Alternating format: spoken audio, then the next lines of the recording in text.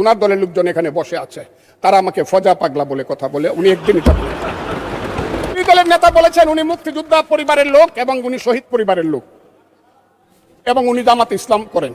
এটা ডাবল অপরাধ। মুক্তিযোদ্ধা পরিবারের লোক কেউ জামাত করতে পারে না। তাহলে উনাকে জিজ্ঞেস করে করা লাগবে?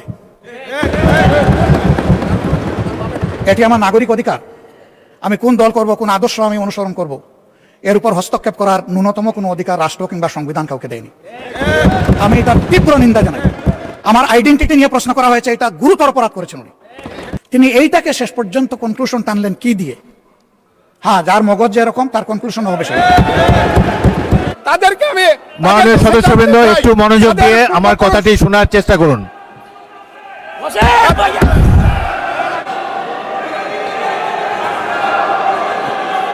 মুক্তিযুদ্ধের ইতিহাসের ভিত্তিতে জাতিকে আর বিভক্ত না করি। উনার ফেসবুকে সব বক্তব্য শুনি, উনার মনের ভিতরে অনেক আবেগ। 1757 সালের ইতিহাস আপনি তুলে ধরেছেন, পাল বংশের ইতিহাস তুলে ধরেছেন, কিন্তু আপনি কি ফরাজি আন্দোলন, ফকির আন্দোলন, খেলাফত আন্দোলন, ওয়াহাবি আন্দোলন, ওলামায়ে কেরামদের ইতিহাস আপনি তুলে ধরেন নাই। এখন আমার মনে হচ্ছে আপনি নিরপেক্ষ নয়, আপনি শুধু জামাত ইসলামিয়ার মুসলমান আর ইসলামী আন্দোলনকে আঘাত করার জন্যই পার্লামেন্টে বক্তব্য রেখেছেন। আপনি জাতিকে বিভ্রান্ত করেছেন। আসসালামু আলাইকুম। আজ ফজু পাগলাকে জাতীয় সংসদের ভিতরে জামাতের আমির ডাক্তার শফিকুর রহমান দাঁত ভাঙ্গা জবাব দিয়েছেন। ফজু পাগলা বলতেছেন জাতীয় সংসদে দাঁড়িয়ে যে জামাতের আমির তিনি পরিচয় দেন তিনি নাকি মুক্তিযুদ্ধ পরিবারের সন্তান। এই জন্য ফজু পাগলা বলতেছেন কোন মুক্তিযুদ্ধ পরিবারের সন্তান জামাত ইসলামী করতে পারে না। এই কথা বলার পর জামাতের আমির ডাক্তার শফিকুর রহমান বলেছেন আপনার কাছ থেকে আমি জেনে শুনে করতে হবে, আমি কোন দল করব কোন দল করব না। এছাড়াও ফজলুর রহমান তিনি বলতেছেন জাতীয় সংসদে দাঁড়িয়ে যে আমাকে জামাতের এমপিরা বলে আমি নাকি ফজু পাগলা। এই কথা শোনার পরে বিএনপির এমপিরাই হাহা করে হাসতেছেন সেই জাতীয় সংসদের ভিতরে, এবং স্পিকার বলতেছেন যে আপনাকে কি জাতীয় সংসদের ভিতরে জামাতের কোন এমপি ফজু পাগলা বলেছে? বলে নাই তো, তাহলে নিজে কেন এই দোষ ঘাড়ে নিচ্ছেন? সুপ্রিয় দর্শক, এক কথাই ফজু পাগলা অর্থাৎ ফজলুর রহমান তিনি আজ জাতীয় সংসদকে উত্তপ্ত করেছেন। জামাত ইসলামী সম্পর্কে মিথ্যা যে আওয়ামী লীগের ন্যারেটিভ যে বক্তব্য, সেই বক্তব্য আজ তিনি জাতীয় সংসদের ভিতরে দিয়েছেন এবং তারই পাল্টা প্রতিবাদ করেছে জামাত ইসলামের আমির ডাক্তার শফিকুর রহমান। সুপ্রিয় দর্শক, এ সময় দীর্ঘ সময় জাতীয় সংসদ উত্তপ্ত পরিস্থিতি বিরাজ করেছে। এরপর শাহজাহান চৌধুরী তিনিও ফজু পাগলা অর্থাৎ ফজলুর রহমানকে তিনি তার এই মিথ্যা বক্তব্যের কারণে তিনি দাঁত ভাঙ্গা জবাব দিয়েছেন। আমরা বিস্তারিত জাতীয় সংসদের ভিতরে ফজু পাগলার বক্তব্যের যে প্রতিক্রিয়া হয়েছিল সেটি আমরা দেখে আসবো বিস্তারিত। সেই আগস্ট মাসকে আমিও খুব ছোট করে দেখি না, তবে কোনো কারণে আগস্ট কোনো বিপ্লব নয়। আগস্ট হলো গণ অভ্যুত্থান। সেই গণ অভ্যুত্থানকে যারা মুক্তিযুদ্ধ এবং মুক্তিযোদ্ধার সঙ্গে তুলনা করতে চায়, জুলাই যুদ্ধ এবং মুক্তিযুদ্ধ, তাদেরকে আমি বলবো, সবাইকে আমি বলবো এই কথাটা বলাই অন্যায়।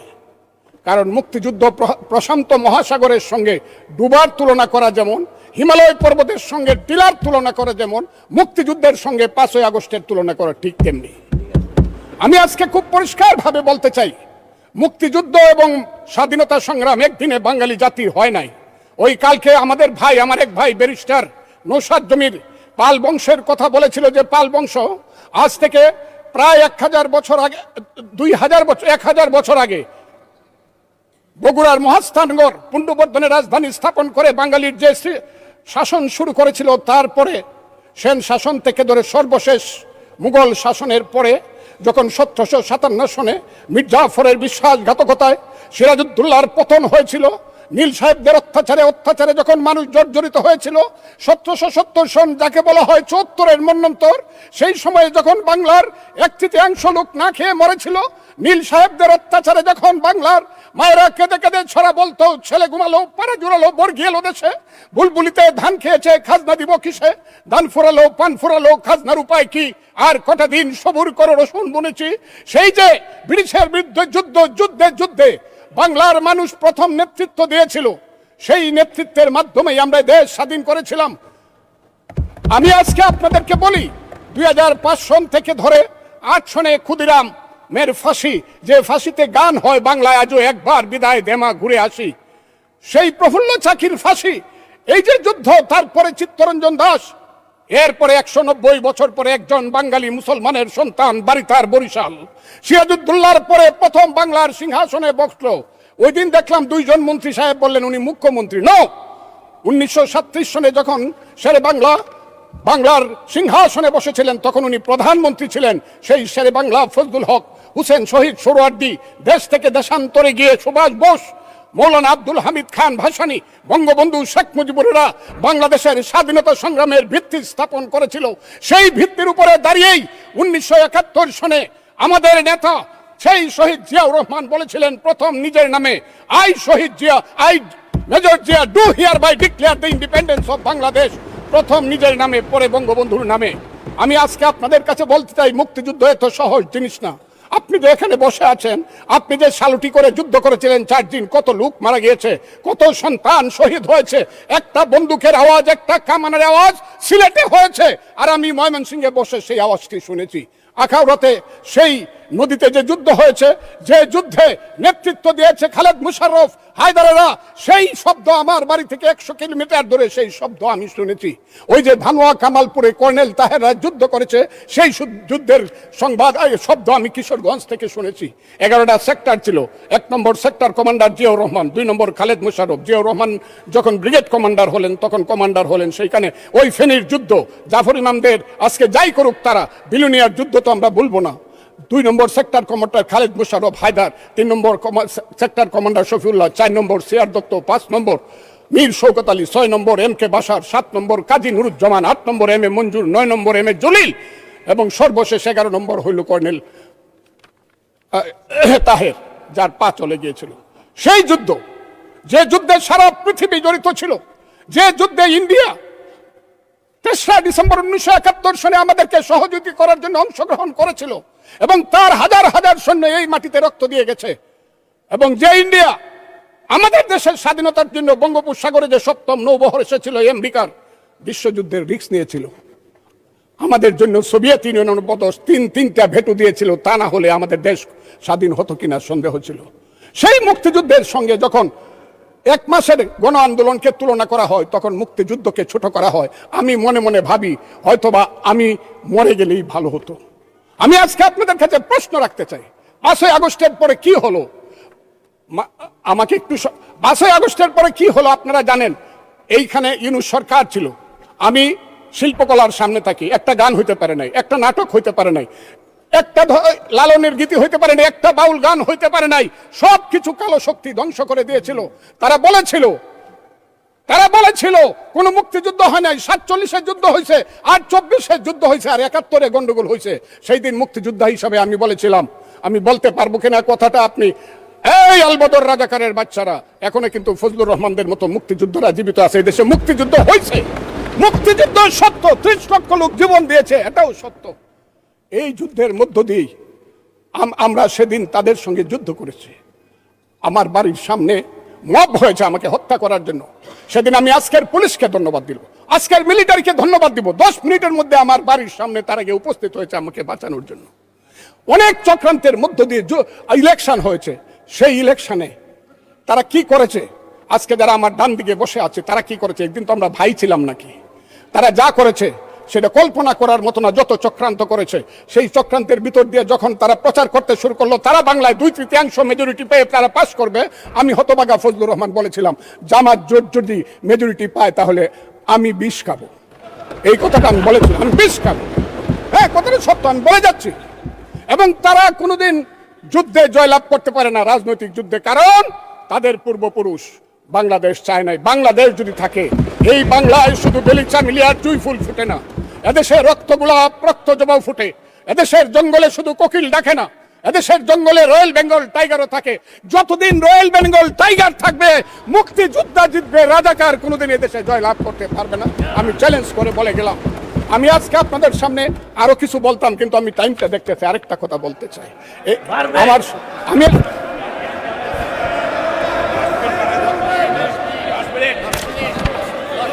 আমাকে 5 মিনিট সময় দেন, আমি শেষ করে ফেলবো। আমি আজকে আপনার সামনে শুধু বলতে এসেছি, মাননীয় সদস্য, আরো 3 মিনিট দেওয়া হলো আপনাকে। আমি বলতে এসেছি, হ্যাঁ, আমার বক্তব্যের পরে বলবে আমরা কি মুক্তিযুদ্ধ করি নাই।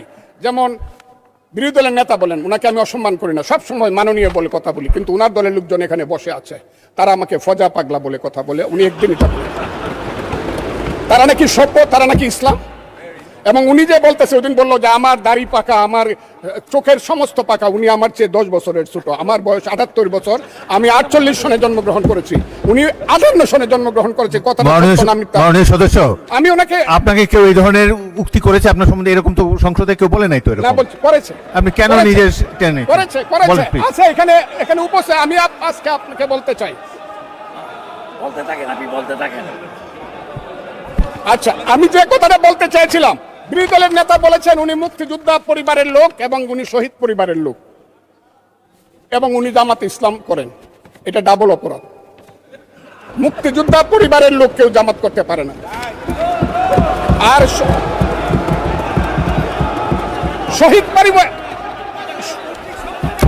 শহীদ পরিবারের লোক, শহীদ পরিবার, মাননীয় সদস্যবৃন্দ ওনাকে বলতে দেন। শহীদ মাননীয় পরিবারের লোক, সদস্যবৃন্দ, অর্ডার অর্ডার। শহীদ আপনারা পরিবারের শৃঙ্খলা লোক। রক্ষা করুন। কেউ জামাত মাননীয় করতে- সদস্যবৃন্দ, সংসদে শৃঙ্খলা রক্ষা করুন। মাননীয় শহীদ সদস্য পরিবারের ফজলুর লোক। রহমান, আমি ঠিক আপনি আছে, শেষ করুন, ওনারা কষ্ট পাইতেছেন তো। বক্তব্য শেষ করুন। আমি আবারও বলে রাখলাম, শহীদ পরিবারের লোক তো জামাত করতেই পারে না, আর জামাত করলে ডাবল অপরাধ করতেছে। দুই, তাহলে স্বীকার, তাহলে আমি আপনাদেরকে বলি, মাননীয় সদস্যবৃন্দ আমি আমি আমি এক সেকেন্ড, আমাদের- এক সেকেন্ড। মাননীয় সদস্য ফজলুর রহমান বসুন বসুন বসুন। আপনি বলতে থাকেন, বলতে থাকেন। আমি আপনাদেরকে মাননীয় সদস্যবৃন্দ। প্রোটেকশন আশা করতেছি। মাননীয় সদস্যবৃন্দ ওনাদের গলা বসুন। হচ্ছে, কিন্তু আমার গলা অনেক সংসদে উঁচু গলা। শৃঙ্খলা রক্ষা করুন। আর ওনার গলা, আমি কিন্তু ওনাদেরকে খারাপ কিছু বলি নাই। বসেন। একটা স্যাম্পল। মাননীয় সদস্য ফজলুর রহমান, মাননীয় সদস্য ফজলুর রহমান, আপনি একটু অপেক্ষা করুন। আপনি বলতে থাকেন না। মাননীয় সদস্যবৃন্দ, আমি কাজী আজকে নজরুল ইসলাম, আপনাদেরকে প্লিজ সিট জিজ্ঞাসা ডাউন, করি, প্লিজ সিট ডাউন, আমি বলছি my please lord, sit down. এই যে দেখেন তারা কি বসুন, বসুন। ধরনের-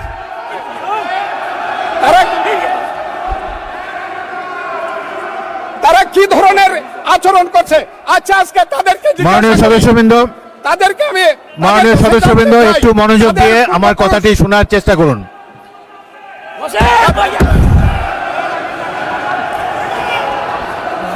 মাননীয় সদস্যবৃন্দ, কাজী নজরুল ইসলাম বসুন, আমি আজকে এই- বসুন বসুন। এই কথাটা স্পিকারের বলতে কথা বাধ্য শোনার হচ্ছি। চেষ্টা করুন। এই কথা মাননীয় সদস্যবৃন্দ, আমি একটা কথা আপনারা মনোযোগ দিয়ে শুনেন। সংসদে প্রত্যেক সদস্যের, ফজলুর রহমান একটু ওয়েট করেন, একটু ওয়েট করেন। মাননীয় সদস্য ফজলুর রহমান ওয়েট করেন। Hold on for a second. একটু অপেক্ষা করুন। আমাদের নেতা জিয়াউর রহমানকে পাইলো এরা হত্যা করতো 16ই ডিসেম্বরের আগে। মাননীয় সদস্য ফজলুর রহমান অপেক্ষা করুন। আমার শেষ, আমাকে Hold on for 2 minutes. দেখেন ডিস্টার্ব, আমি আর তাদেরকে বল। মাননীয় সদস্যবৃন্দ, এটি বাংলাদেশের জাতীয় সংসদ। এখানে প্রত্যেকেই নির্বাচিত হয়ে এসেছেন। প্রত্যেকেরই এখানে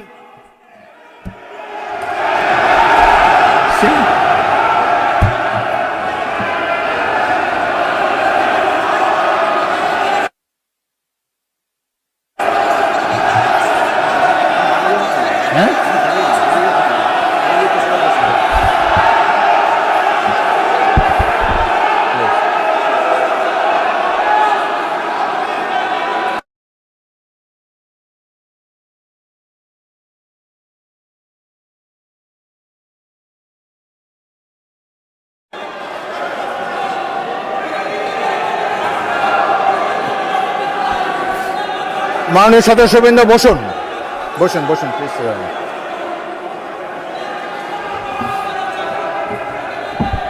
বসুন মাননীয় সদস্যবৃন্দ, বসুন বসুন বসুন।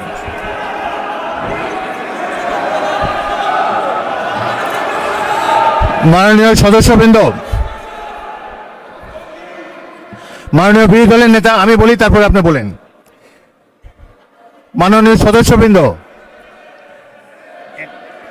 এটি আপনারা সবাই,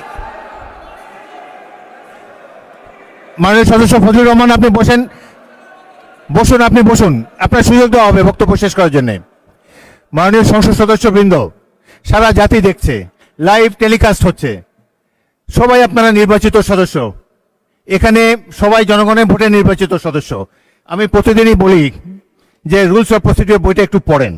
যদি এই সংসদ যদি বিধি মোতাবেক পরিচালিত না হয়, এটি আর জাতীয় সংসদ থাকবে না। অতীতে জাতীয় সংসদ সম্পর্কে অনেক তিক্ত অভিজ্ঞতা আছে। প্রথমে নজমুল হুদা তৎকালীন মাননীয় সদস্য একটা বক্তব্য করলেন, সদস্যরা ওয়াকআউট করে চলে গেলেন। আমরা ভাবলাম যে আধা ঘন্টা পরে ফিরে আসবে। ওই বয়কট 2 বছর চলেছে। সুতরাং সামান্য কারণে উত্তেজনা সৃষ্টি করা ঠিক নয়। প্রত্যেকেরই বাক স্বাধীনতা আছে। প্রত্যেক সদস্য এখন ইভেন 370 বিধিতে দলীয় হুইপ নেগলেক্ট করে উপেক্ষা করেও ব্যক্তিগত মতামত এখন সবাই দিতে পারেন। এখানে প্রত্যেকেরই বাক স্বাধীনতা আছে। যদি কোনো সদস্য, সরকার দলের সদস্য আর বিরোধী দলের সদস্যের মত এক হবে, এমন তো হতে পারে না। এই জন্যই একটি সরকারি দল, একটি বিরোধী দল এখানে আছে। জনগণই এভাবে নির্ধারিত করে দিয়েছে। যদি সরকারি দলের কোনো সদস্য তার বক্তব্যে আপনাদের আপত্তি থাকে, আপনারা এরপরে তো plenty of time is there, আপনারা তার বিরুদ্ধে তিনি যা বলেছেন সেই যুক্তি খণ্ডন করুন। তিনি ভুল বললে তাকে পাল্টা অভিযোগ করেন তার বিরুদ্ধে। কথা বলার সময় তো সুযোগ আছে, কিন্তু এই যে শিশুরাও লজ্জা পাবে এই ধরনের, যদি বয়স্ক শ্বশ্রুমণ্ডিত ব্যক্তি, বয়স্ক যারা অলরেডি দাদা হয়ে গিয়েছেন, তাদের নাতিরাও হয়তো এখানে গ্যালারিতে বসে দেখছে, তারা কি ভাববে এটা সম্পর্কে। আরেকটি জিনিস হলো, সংসদের স্পিকার যখন দাঁড়ায় তখন এটি অবশ্য কর্তব্য সবাই এখানে বসে পড়বেন। যদি আমাকে তো আপনারাই তো আমাকে স্পিকার বানিয়েছেন, আমি এই সংসদের কাস্টোডিয়ান, অভিভাবক। যদি চেয়ারের প্রতি এই সম্মান আপনাদের না থাকে, তাহলে জাতীয় সংসদের প্রতি মানুষের কোনো রেসপেক্ট থাকবে না আগামী দিনে। আপনারা বলতে পারেন freedom of speech is there. Fazlur Rahman সাহেব যা বলেছেন, এরপরেই আপনাদের একজনকে টাইম দেবো, প্রয়োজন হলে টাইম বাড়িয়ে দেবো, তার যুক্তি খণ্ডন করুন। তিনি যদি অসংসদীয় কোনো কথা বলে থাকেন, সেটা আমরা পরীক্ষা করে স্পঞ্জ করে দেবো, কিন্তু বক্তব্যের সময় তাকে ডিস্টার্ব করবে না। জনাব সদস্য ফজলুর রহমান, আপনি 3 মিনিটে আপনার বক্তব্য শেষ করেন, তারপর আমি বিরোধী দলের নেতার বক্তব্য শুনবো। আপনি শেষ করেন। 3 মিনিট ফর ইউ। মিলর্ড, 1971 সনের 14ই ডিসেম্বরকে পালন করা হয় শহীদ বুদ্ধিজীবী দিবস। সেই মুনির চৌধুরী, আব্দুল আলিম চৌধুরী, শহীদুল্লাহ কায়সার থেকে ধরে শত শত বুদ্ধিজীবীকে যারা হত্যা করেছিল, তাদেরকে বলা হয় আলবদর। এবং সেই আলবদর বাহিনী কার ছিল আপনারা জানেন। আমি খুব দুর্ভাগ্য, প্রথম দিন কিন্তু মাননীয় স্পিকার আপনি জানেন এইখানে কোনো বাতি ছিল না, আমি কিছু শুনতে পারি নাই। এই হাউজে প্রস্তাব হয়েছে, তাদের ব্যাপারেও শোক প্রস্তাব হয়েছে। আমি একা হইলেও এটা প্রতিবাদ করতাম, কিন্তু যেহেতু আমার দল এটা করছে আমি চুপ করেছিলাম। আমি কথাটা খুব ক্লিয়ার। কিন্তু এই সংসদ সম্পর্কে আজকে না হলো কালকে না হলো পরশু, না হলে ইতিহাসে ভুল বার্তা যাবে যদি আমরা যুদ্ধ অপরাধের ব্যাপারে আমরা শোক প্রস্তাব নেই। আমার আরেকটা কথা মিলর্ড, পুলিশের ব্যাপারে যে ইনডেমনিটি দেওয়া হয়েছে, সেই পুলিশ 5ই আগস্ট পর্যন্ত একরকম, কিন্তু 5ই আগস্টের পরে, যেমন আমি মুক্তিযোদ্ধা কমান্ডার ছিলাম, আপনি বীর বিক্রম ছিলেন, 16ই ডিসেম্বরের পরে শত শত রাজাকার আমার কাছে আত্মসমর্পণ করছে। আমি কাউকে হত্যা করি নাই, সবাইকে জেলে পাঠিয়ে দিয়েছি, তার বিচার হোক। আমার কথা হলো 5ই আগস্ট 2024 সনের পরে এই যে এত থানা লুট হয়েছে, এত পুলিশকে হত্যা করা হয়েছে, তারা তো তখন যুদ্ধ করে নাই, তারা তো নিরপরাধ। এত অস্ত্র গেল কোথায়? স্বরাষ্ট্রমন্ত্রী নিশ্চয়ই আমার নেতা, উনিও শুনছেন আমি কথাগুলো বলছি। 5ই আগস্টের পরে যে ঘটনাগুলো হয়েছে, সেগুলো তো কোনো আইনে ইনডেমনিটি পাওয়ার কথা না। যদি 5ই আগস্টের পরে কোনো পুলিশ হত্যা হয়ে থাকে, থানা লুট হয়ে থাকে, অস্ত্র নিয়ে থাকে, সেটার জন্য তদন্ত হওয়া উচিত, দোষীদের বিচার হওয়া উচিত। আর 5ই আগস্টের আগে পুলিশ যা করেছে, তারা রাষ্ট্রীয় বাহিনী, তারা যদি অন্যায় করে থাকে, মরে গেছে, বিচার হোক। কিন্তু আমি মনে করি তারাও এই দেশের নাগরিক, পুলিশেরও মা বাবা আছে, তাদেরও সন্তান আছে, তাদের সন্তানও এতিম হয়েছে। রাষ্ট্র তাদের কাছে গিয়ে বলা উচিত, তোমার সন্তান যেভাবেই নিহত হয়ে থাক, আমরা তোমাদেরকে দেখব। আমার পুলিশের এই আইনটার ব্যাপারে হলো আমার এই কথা। আমি আজকে এই হাউজে দাঁড়িয়ে সর্বশেষ কথাটি বলবো। সর্বশেষ কথাটি হলো, আমার মাননীয় প্রধানমন্ত্রী, আমি যাকে ভীষণ শ্রদ্ধা করি, দেশকে উনি চালাতে পারবে না আমি জানি। দিনের পর দিন, মাসের পর মাস, যতই বাহিরে চক্রান্ত হোক, ভিতরে কিন্তু যতই ভালো মানুষ দেখাক, যতই এখানে বিএনপির বিরুদ্ধে দাঁড়াবার চেষ্টা করুক, এটা হবে না। কিন্তু আমার নেতা, সংসদ নেতা কিন্তু অনেক মহান কাজ করেছে। 78 জনকে 222 জনের সমান সমান ভাগ দেয়া কমিটি করেছে। আমি আমার নেতাকে বলবো, শেষ করেন মাননীয় সদস্য, শেষ করেন। তার মা কিন্তু একসাথে দুধ খাইছে, কিন্তু সিরাজউদ্দৌলা আর মোহাম্মদী বেগ কিন্তু এক না। মোহাম্মদী বেগ কিন্তু সিরাজউদ্দৌলাকে হত্যা করেছিল। এই কথাটি বলে আপনাকে ধন্যবাদ জানিয়ে আমার বক্তব্য শেষ। মাননীয় বিরোধী দলের নেতা, আপনি কিছু বলবেন? মাননীয় স্পিকার, আপনাকে ধন্যবাদ। আমি শ্রদ্ধা রেখেই বলতে চাই, মাননীয় সংসদ সদস্য বয়সে আমার বড়, তিনি মুক্তিযুদ্ধে তার অবদান সব কিছুই বলেছেন, কিন্তু নিজের অবদান বলতে গিয়ে আরেকজনের অবদানের উপরে হাতুড়ি পিটানোর অধিকার কাউকে দেওয়া হয়। তিনি পার্সোনালি আমাকে হার্ট করেছেন। তিনি বলেছেন যে আমি বলে থাকি আমি শহীদ মুক্তিযোদ্ধা পরিবারের সদস্য, তাহলে ইনি এটাকে চ্যালেঞ্জ করছেন। 2 নম্বর, উনি বলেছেন কোনো মুক্তিযোদ্ধা কিংবা শহীদ মুক্তিযোদ্ধা পরিবারের কেউ জামাত ইসলামী করতে পারে না, তাহলে উনাকে জিজ্ঞেস করে করা লাগবে? এটি আমার নাগরিক অধিকার। আমি কোন দল করব, কোন আদর্শ আমি অনুসরণ করব, এর উপর হস্তক্ষেপ করার ন্যূনতম কোনো অধিকার রাষ্ট্র কিংবা সংবিধান কাউকে দেয়নি। আমি এটার তীব্র নিন্দা জানাই। আমার আইডেন্টিটি নিয়ে প্রশ্ন করা হয়েছে, এটা গুরুতর অপরাধ করেছেন উনি। আবার আমার আদর্শ সিলেকশনের ব্যাপারে উনি কথা বলেছেন, এটা বাড়তি অপরাধ করেছেন উনি।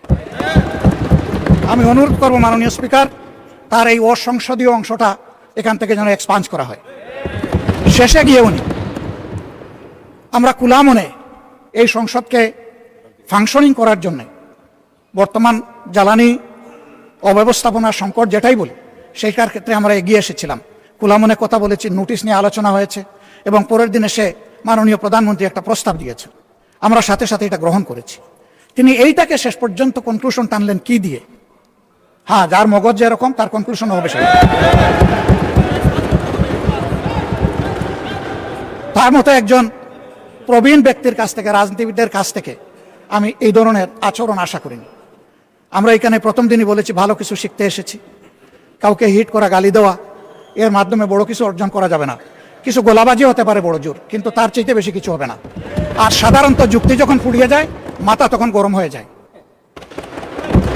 একটা প্রবাদ আছে, রেগে গেলেন তো হেরেই গেলেন। আমরা সবাই মিলে হারতে চাই না, আমরা সবাই মিলে জিততে চাই। এই জন্য সবাই যেন মাথাটা একটু ঠান্ডা রেখে যুক্তির সাথে সত্য নির্ভর কথাগুলো বলি, তাতে অবশ্যই দেশবাসী উজ্জীবিত হবে, এই সংসদের প্রতি মানুষের আস্থা তৈরি হবে এবং দেশটাকে নিয়ে সবাই মিলে আমরা সামনে এগিয়ে যেতে পারবো।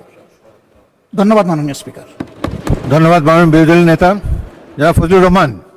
এখন আর তো না বললেও চলে, আমরা সংসদ উত্তপ্ত হোক এরকম চাই না। আপনি একটু দয়া করে বসেন, আমি আমার বক্তব্য শুনেন।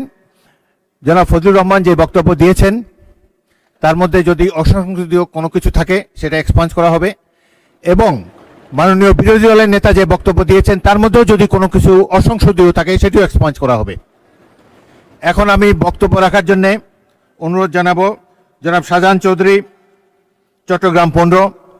আপনি বক্তব্য রাখেন, আপনার সময় 10 মিনিট। না, আমার তো 15 মিনিট বলছিল হুইপ সাহেবে, আমার তো 20 মিনিট দরকার। ঠিক আছে মাননীয় স্পিকার। 1 মিনিট জনাব শাহজাহান চৌধুরী। জি জি জি, থ্যাংক ইউ। মাননীয় স্বরাষ্ট্রমন্ত্রী, আপনি কিসের উপরে, এই বক্তব্যের উপরে বলবেন? স্পিকার, আমি কোনো উত্তেজনা সৃষ্টি করব না, জি, বলেন। সংসদের স্বার্থেই বলব। আমি বুঝতে পারছি মানে স্পিকার আপনি কেন ভয় পাচ্ছেন দিতে, আপনাকে ধন্যবাদ। যে অ্যাটমসফিয়ারে আমরা এখানে আলাপ আলোচনা করি, মাঝে মধ্যে সেটা কিছু উত্তেজনা সৃষ্টি হবেই, সেটা স্বাভাবিক। আমাদের মাননীয় সংসদ সদস্য অত্যন্ত বয়স্ক এবং ইতিহাসে সমৃদ্ধ, কিন্তু আমরা এখন ভূগোলে আছি। আমরা বেশি ইতিহাস চর্চা করতে গেলে মাঝে মধ্যে কিছু ব্যত্যয় হবে মানে স্পিকার। আপনি স্বাধীনতা যুদ্ধের একজন বটবৃক্ষ, তিনিও একজন মুক্তিযোদ্ধা। আমার মাঝে মধ্যে শুনতে ভালো লাগে যখন মাননীয় বিরোধী দলের নেতা বলেন যে তিনি শহীদ পরিবারের সন্তান। আমরা এটাকে ধারণ করি, কয়েকজন মুক্তিযোদ্ধা, বীর মুক্তিযোদ্ধা বিরোধী দলে আছে, আপনি নিজেই স্বীকৃতি দিয়েছেন কয়েকজন মুক্তিযোদ্ধা আছে। আমরা এখানে যখন জাতীয় মুক্তিযোদ্ধা কাউন্সিলের বিলটা পাশ করি, আপনার নিশ্চয়ই স্মরণে আছে বিরোধী দল কিন্তু ওয়াকআউট করে নাই, এখানেই ছিল, না ভোটও দেয় নাই, এখানেই ছিল। সম্মতি মৌনতা সম্মতির লক্ষণ হিসেবে আমরা ধরে নিয়েছি। তৎকালীন রাজনৈতিক দলের উল্লেখ করে কয়েকটি রাজনৈতিক দল, আবার উত্তেজনা হোক সেটা চাই না, নাম নেব না, তাদের মুক্তিযোদ্ধা এবং মুক্তিযুদ্ধ এই দুই ডেফিনেশনের মধ্যে অন্তর্ভুক্ত করা হয়েছে। তারা তো সেটা স্বীকৃতি দিয়েছেন মাননীয় স্পিকার, আমরা ওখানেই থাকি। সুতরাং নতুন করে আমার মনে হয় যে মুক্তিযুদ্ধের ইতিহাসের ভিত্তিতে জাতিকে আর বিভক্ত না করি। আমরা সবাই আলোচনা সমঝোতার মধ্য দিয়ে এই মহান জাতীয় সংসদের আমাদের সমস্ত কার্যবাহ an order of the day আমরা এমনভাবে পরিচালনা করি যেন আমাদের প্রজন্ম, ভবিষ্যৎ প্রজন্ম, বর্তমান প্রজন্ম দেখে যে এই জুলাই যোদ্ধারা তাদের দৃষ্টিশক্তি হারিয়েছে, তারাও যেন শুনে যে আমরা জাতির প্রত্যাশা পূরণের জন্য এখানে আছি। ধন্যবাদ মাননীয় স্পিকার। ধন্যবাদ মাননীয় স্বরাষ্ট্রমন্ত্রী। পরবর্তী বক্তা জনাব শাহজাহান চৌধুরী, চট্টগ্রাম 15। আপনাকে আপনার হুইপ সময় দিয়েছে 10 মিনিট। আচ্ছা, ঠিক আছে মাননীয় স্পিকার। নাহমাদুহু ওয়া নুসাল্লি আলা রাসূলিল কারীম, আম্মা বাদ। আল্লাহুম্মা সাল্লি ওয়া সাল্লিম আলা নবিয়িনা মুহাম্মদ। আল্লাহুম্মা সাল্লি আলা সাইয়্যিদিনা মুহাম্মদ ওয়াসিলাতি ইলাইকা ওয়া আলিহি ওয়া সাল্লিম। বিসমিল্লাহির রহমানির রহিম। ইয়্যাকা না'বুদু ওয়া ইয়্যাকা নাস্তাঈন। ওয়া মা তাওফীকি ইল্লা বিল্লাহ। মাননীয় স্পিকার, আপনাকে অসংখ্য ধন্যবাদ। এই মহান সংসদ আপনি প্রায় 7 বারের মতো সংসদ সদস্য হিসাবে নির্বাচিত হয়েছিলেন। অতীতের পার্লামেন্ট আপনার চেয়ে বেশি এখানে কেউ অভিজ্ঞ নয়। আপনি একজন বীর মুক্তিযোদ্ধা এবং আপনি স্বাধীনতার একজন ইতিহাসের বট বৃক্ষ হিসাবে স্বরাষ্ট্রমন্ত্রী উল্লেখ করেছেন। আমি ওনার সাথে সম্পূর্ণ একমত মাননীয় স্পিকার। মাননীয় স্পিকার, আজকে আমাদের এই মহান সংসদে আমি সর্বপ্রথম বিশেষ করে আমাদের মাননীয় সংসদ সদস্য অত্যন্ত প্রবীণ এবং ইতিহাসবিদ, উনি যেই কথাগুলো উল্লেখ করেছেন আমি মনে করি এগুলোর জবাব দেওয়ার কোনো প্রয়োজন নেই। তার কারণ হচ্ছে জাতি জামাত ইসলামীকে ইতিহাসের কাঠগড়ায় এইবারের নির্বাচনে আনুপাতিক হারে ভোটের সংখ্যার দিক থেকে জাতি আমাদেরকে স্বীকৃতি দিয়ে দিয়েছে আমরা যে দেশপ্রেমিক, আমরা দেশকে ভালোবাসি, দেশের মানুষকে ভালোবাসি। আজকে কথা উঠেছে মুক্তিযোদ্ধা সম্পর্কে। জামাত ইসলামী এই পর্যন্ত স্বাধীনতার ইতিহাস সম্পর্কে জামাত ইসলামীর পক্ষ থেকে স্পষ্ট বক্তব্য দিয়ে দেওয়া হয়েছে মাননীয় স্পিকার। তাই এই মহান সংসদে মেহেরবানি করে দয়া করে অতীতের ইতিহাস নিয়ে বর্তমান এই জামাত ইসলামীকে বিশ্লেষণ করে জামাত ইসলামীকে দোষারোপ করার চেষ্টা করা আমার মনে হয় মোটেই ঠিক হবে না। কারণ হচ্ছে জামাত ইসলামের ইতিহাস হচ্ছে যেইখানে গণতন্ত্র নস্যাৎ হয়েছে সেইখানে গণতন্ত্র উদ্ধার করার জন্য জামাত ইসলামী আন্দোলন করেছে।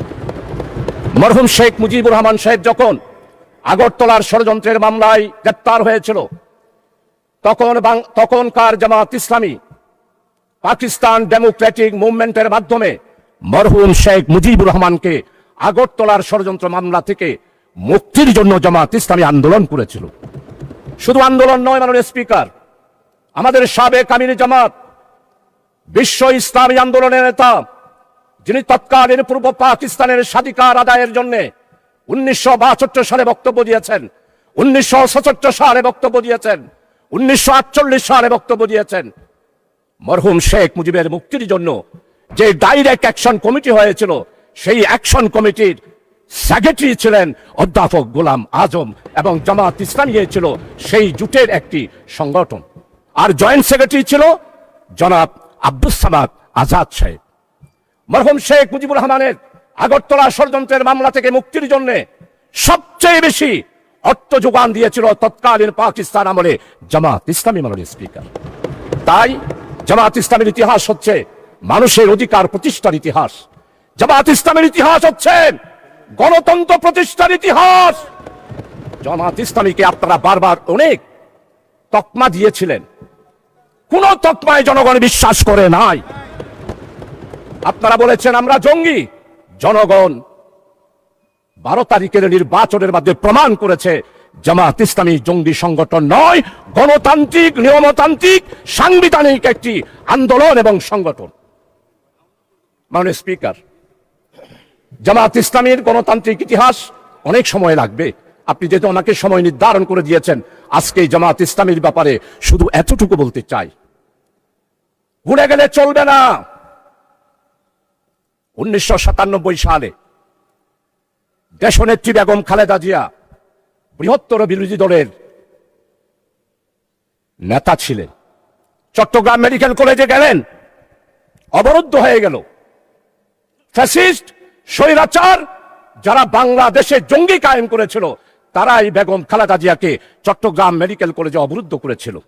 আজকে আমাদের মরহুম শহীদ সালাউদ্দিন কাদের চৌধুরীর ছেলে আছে হুব্বাম কাদের, আমাদের সম্মানিত অর্থমন্ত্রী চট্টলার কৃতি সন্তান, যার পরিবারে উনার আব্বা নয়, উনার দাদা থেকেই মন্ত্রিত্ব ওনারা পেয়ে আসতেছেন।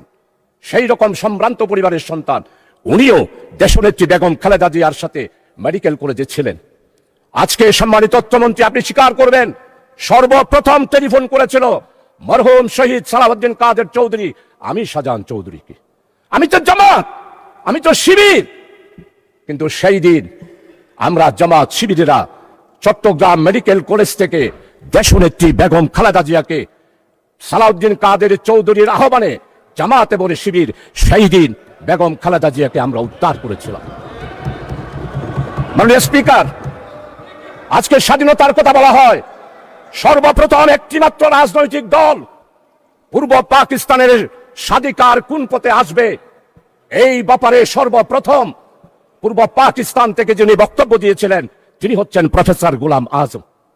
1970 সালের নির্বাচন হলো, নির্বাচনের পর সর্বপ্রথম একটি রাজনৈতিক দলের পক্ষ থেকে সমস্ত পত্রিকা সাক্ষী তাসপাটু পাওয়ার শেখ মুজিবুর রহমান প্রফেসর গোলাম আজম বক্তব্য দিয়েছিলেন।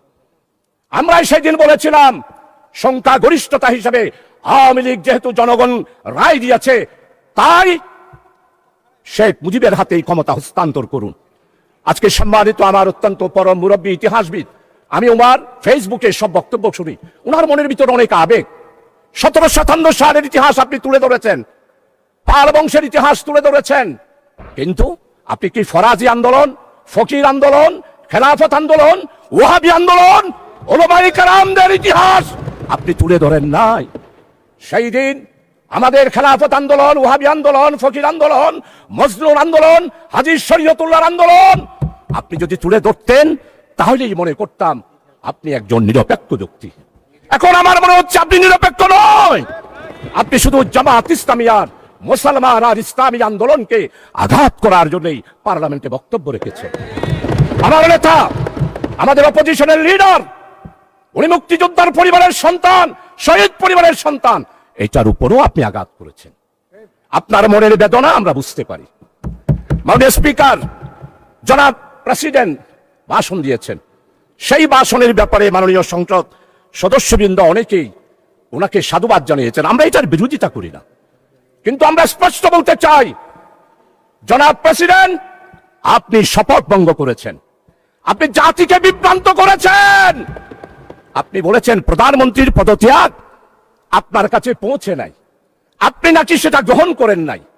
তাহলে আপনারাই বিচার করেন সংসদে, একজন প্রেসিডেন্ট শপথ নেওয়ার পর কিভাবে জাতিকে বিভ্রান্ত করার জন্য ইন্টারিয়াম গভর্নমেন্ট গঠন হওয়ার 6 মাসের পরেও উনি বললেন শেখ হাসিনার পদত্যাগপত্র আমার কাছে পৌঁছে নাই।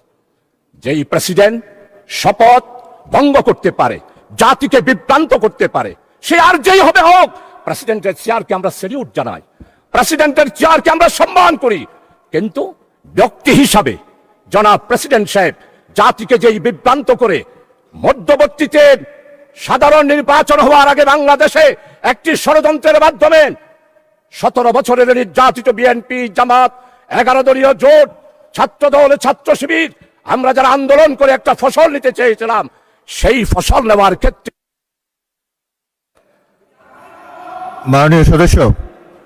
মাননীয় সদস্য আপনি 2 মিনিটের মধ্যে কনক্লুড করেন। অ্যানাদার 2 মিনিটস, 2 মিনিটে শেষ করুন। আচ্ছা ঠিক আছে মাননীয় স্পিকার, আপনার কথা আমি অবশ্যই শেষ করব। মাননীয় স্পিকার, আমাদের নেতৃবৃন্দ আজকে মৌলানা মতিউর রহমান নিজামী নেই, 10 বছর পার্লামেন্টে ছিলেন, আপনি তার সাক্ষী। মৌলানা মতিউর রহমান নিজামী এই পার্লামেন্টে কাকো আঘাত দিয়ে কোনোদিন কথা বলেছে? আমি ওনার বক্তব্য লাইব্রেরিতে গিয়ে সবসময় পড়ি, যেমন শাহজিদের বক্তব্য পড়ি, তেমন মৌলানা মতিউর রহমান নিজামী শহীদের বক্তব্য পড়ি। মাননীয় স্পিকার, আজকে মৌলানা মতিউর রহমান নিজামীকে খুঁজে পায় না পার্লামেন্টে। আল্লামা হযরত মাওলানা দেলওয়ার হোসেন সাইদি রহমতুল্লাহ আলাইহি উনি এইখানে বক্তব্য রেখেছেন। আজকের সম্মানিত মির্জা ফখরুল ইসলাম মহাসচিব, চরমভাবে শ্রদ্ধা করি, উনি আমাদের কৃষি মন্ত্রী মৌলানা মতিউর রহমান নিজামীর স্টেট মিনিস্টার ছিলেন, প্রতিমন্ত্রী ছিলেন। উনি এত ভালো ভালো পদক্ষেপ নিয়েছেন কৃষি ডিপার্টমেন্টে। আজকের কৃষি মন্ত্রী যিনি আছেন অত্যন্ত বিজ্ঞ। আমার মনে হয় আমাদের মির্জা ফখরুল ইসলাম সাহেবের রেখে যাওয়া, মৌলানা মতিউর রহমান নিজে রেখে যাওয়া কৃষি মন্ত্রণালয়ে উনি সেই পদক্ষেপগুলো গ্রহণ করছেন। আজকে তাকে শ্রদ্ধা ভরে স্মরণ করছি। তাকে কেন ফাঁসি দেওয়া হলো মাননীয় স্পিকার? উনি কি মানবতা বিরোধী অপরাধ ছিল? আজকে দেলোয়ার হোসেন সাইদি সাহেবের রাজ সাক্ষী, উনার বিরুদ্ধে সাক্ষী দেওয়ার জন্য যেই সনাতনী হিন্দু ধর্মের ভদ্রলোক ছিলেন, উনি কি বলেছেন? আল্লামা দেলোয়ার হোসেন সাইদি হত্যা করা দূরে থাক, স্বাধীনতার ব্যাপারে, স্বাধীনতা যুদ্ধের ব্যাপারে এই মহান পার্লামেন্টে 96 সালে 2001 সালে তৎকালীন এই ফ্যাসিস্ট আওয়ামী লীগ সরকারকে আঘাত লাগে সেই রকম কোন কথা আল্লামা হযরত দেলোয়ার হোসেন সাইদি রাখে নাই। মাননীয় স্পিকার, ধন্যবাদ, ধন্যবাদ মাননীয় সদস্য, ধন্যবাদ। আচ্ছা, 1 মিনিট বলুন, 1 মিনিট। মানে স্পিকার, ইনশাআল্লাহ আরেকদিন বলবো, আরেক সময় বলবো। আমার চট্টগ্রামকে দেশনেত্রী বেগম খালেদা জিয়া বাণিজ্যিক রাজধানী ঘোষণা করেছিলেন। সেই স্টেজে আমাদের সম্মানিত আজকের অর্থমন্ত্রী উনিও আছেন। আজকে বাণিজ্যিক রাজধানী হিসাবে আমাদের বন্দর, আমাদের চট্টগ্রামের উন্নয়ন, চট্টগ্রামের জলবদ্ধতা, মাননীয় স্পিকার কিছুই নেই। সর্বশেষ বিদ্যুতের ব্যাপারে একটু কথা বলতে চাই মাননীয় স্পিকার। বিদ্যুৎ পার পেয়ে যাচ্ছে বিদ্যুৎ কাটের লুটারা সিন্ডিকেট।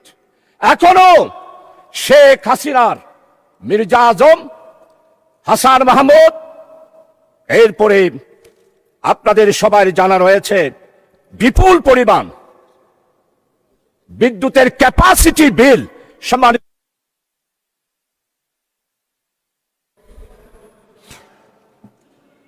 মাননীয় সদস্যবৃন্দ, ধন্যবাদ। মাননীয় সদস্যবৃন্দ, সংসদের বৈঠক আসরের নামাজের জন্য 30 মিনিটে। সুপ্রিয় দর্শক, আপনারা ফজলুল পাগলার বক্তব্য শুনেছেন।